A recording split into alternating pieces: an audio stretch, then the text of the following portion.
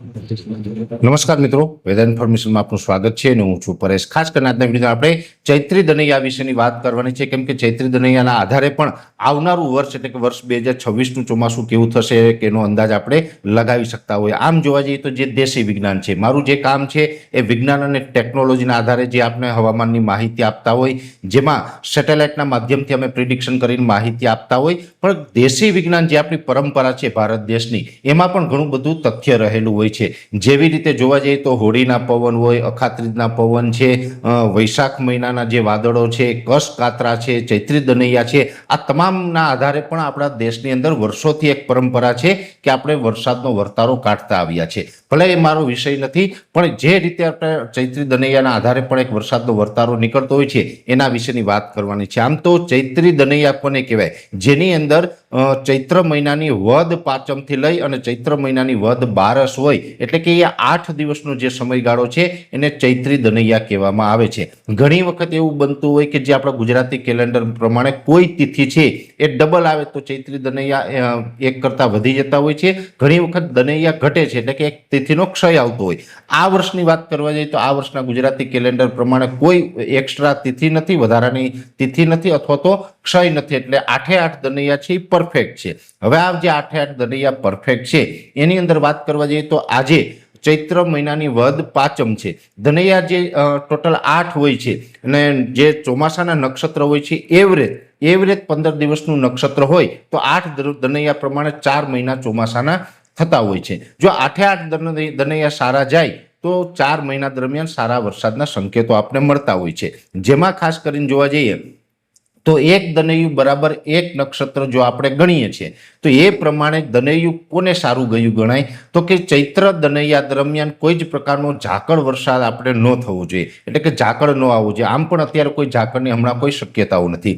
બીજા નંબરની અંદર પવન છે એ સાધારણ હોવો જોઈએ, ન તો વધારે ઓછો અથવા તો વધારે ઝડપથી પવન પણ ન ફૂંકાવો જોઈએ। જો વધારે ઝડપથી પવન ફૂંકાય તો પણ દનૈયું નબળું ગયું ગણાય છે। એ સાથે જે ચૈત્ર મહિના દરમિયાન આકાશ છે આમ તો સંપૂર્ણપણે ખુલ્લું રહેવું જોઈએ, એટલે કે એમાં વાદળછાયું વાતાવરણ ન થવું જોઈએ। માની લઈએ કે કોઈ વિસ્તારની અંદર વાદળછાયું વાતાવરણ થયું તો એ વિસ્તારમાં ચૈત્ર દનૈયું નબળું ગયું ગણાય। એ સાથે માવઠાના ઝાપટા પણ ન પડવા જોઈએ। જો ચૈત્ર દનૈયા દરમિયાન માવઠાના ઝાપટા પડે છે તો એ દનૈયું ફેલ ગણાય, એટલે કે જે વિસ્તારમાં ઝાપટા પડ્યા હોય એ વિસ્તાર માટે દનૈયા નબળા ગયા ગણાય। જો કે આમ જોવા જઈએ તો ગુજરાત પણ વિસ્તારની દ્રષ્ટિએ ખૂબ મોટું છે।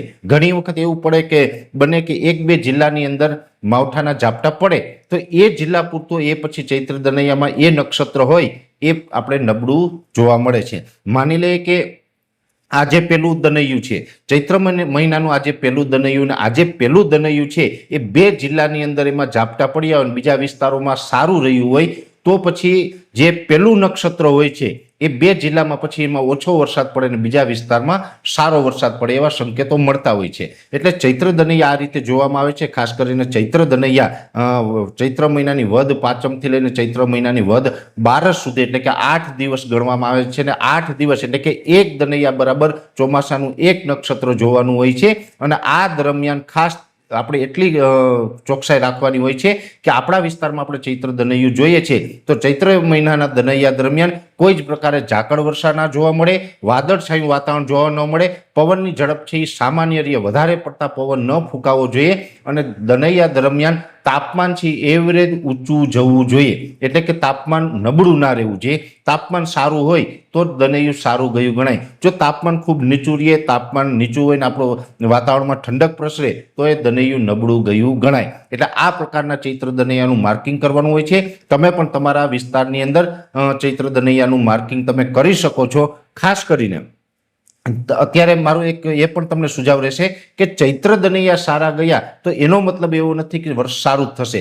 માની લઈએ કે કોઈ વિસ્તારમાં ચૈત્ર દનૈયું નબળું રહ્યું તો એનો મતલબ પણ એ નથી કે તમારે એ નક્ષત્ર નબળું રહેશે, કેમ કે ચૈત્ર દનૈયા છે એકમાત્ર કારણ છે। દેશી વિજ્ઞાનની અંદર ચૈત્ર દનૈયા સિવાય પણ અનેક કારણો રહેલા છે। મેં શરૂઆતમાં જણાવ્યું એમ કસ કાતરા છે અથવા તો જે અખાત્રીજનો પવન હોય, જે આપણે હોળીનો પવન હોય અથવા તો જે બીજા જે આપણે નક્ષત્રો અને ગ્રહોની આધારે જે આપણે પ્રિડિક્શન કરતા હોય એ તમામ બાબતો છે એ પણ જોવામાં આવતી હોય. પણ આ તમામ બાબતો છે એમાંનું એક બાબત છે એ છે ચૈત્રી દનૈયા. જો કે ચૈત્રી દનૈયા ઉપર ખૂબ મોટો આધાર રહેલો હોય. અન્ય પરિબળો કરતાં પણ ચૈત્રી દનૈયા છે વધુ સારા સંકેતો આપણે વરસાદ માટે આપી શકે છે. અને આ વર્ષની વાત કરવા જઈએ તો મારું વ્યક્તિગત એવું માનવું છે કે લગભગ 2 અથવા તો 3 દનૈયા છે નબળા જઈ શકે છે. બાકી એવરેજ ચૈત્ર દનૈયા છે એ સારા જશે અત્યારે એવું લાગી રહ્યું છે. છતાં પણ તમે બધા પોતાના વિસ્તારની અંદર ચૈત્ર દનૈયાનું માર્કિંગ કરી શકો છો. એટલે ખાસ કરીને ચૈત્ર દનૈયાના આધારે વર્ષ 2026નું ચોમાસું કેવું રહેશે એ તમે પણ તમારા વિસ્તારની અંદર જાણી શકો ને એની માહિતી મેં આ વિડીયોની અંદર આપવાનો પ્રયત્ન કર્યો છે. વિશેષ માહિતી છે નેક્સ્ટ વિડીયોમાં આપવામાં આવશે. અત્યારે આ વિડીયોની અંદર એટલું જ. અંતમાં દરેક મિત્રોને વિનંતી રહેશે કે વિડીયોને લાઈક આપીને દરેક ગ્રુપમાં શેર કરી દેવો. જો તમે અમને યુટ્યુબ ઉપર જોઈ રહ્યા હોય તો ચેનલને સબસ્ક્રાઇબ કરજો અને ફેસબુક ઉપર જોઈ રહ્યા હોય તો પેજને ફોલો કરજો. નમસ્કાર.